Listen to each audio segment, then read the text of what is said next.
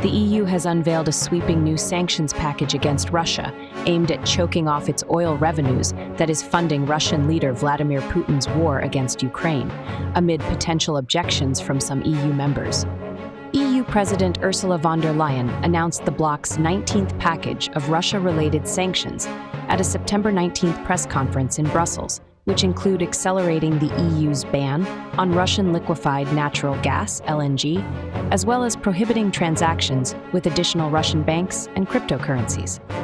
Unfortunately, over the past month, Russia has shown the full extent of its contempt for diplomacy and international law. These are not the actions of someone who wants peace. Again and again, Putin has escalated, and in response, Europe is increasing its pressure, von der Leyen said. The EU is proposing to cut off imports of Russian LNG starting from January 1st of 2027, accelerating the process by 1 year. Von der Leyen said, "It is time to turn off the tap. We are prepared for this. We have been saving energy, diversifying supplies, and investing in low-carbon sources of energy like never before. Today, these efforts pay off." Since the launch of Russia's invasion, the EU's share of gas from Russia has plunged to 19% in 2024, from about 45% before the Russia-Ukraine war started.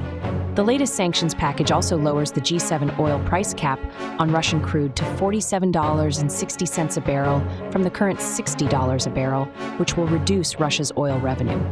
Russian state-owned oil giants Rosneft and Gazpromneft will face a full transaction ban and hit with asset freezes. The sanction also targets buyers of Russian oil.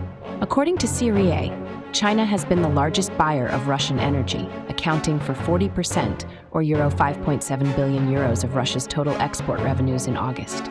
Russia has been using a shadow fleet of vessels to avoid the sanctions, and the latest sanction package will add another 118 vessels to EU's blacklist, making a total of about 560. Von der Leyen said the EU is also stepping up against financial loopholes and will ban transactions with additional Russian banks and restrict dealings with foreign lenders linked to Russia's alternative payment systems. The EU has also made an unprecedented move to prohibit transactions in cryptocurrencies.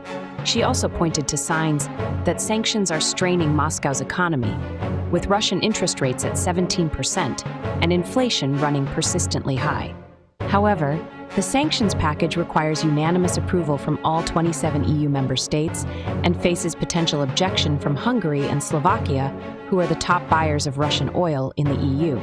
Hungary had previously resisted deeper energy restrictions on Russia, while Slovakia held up the previous round of the EU's sanctions package.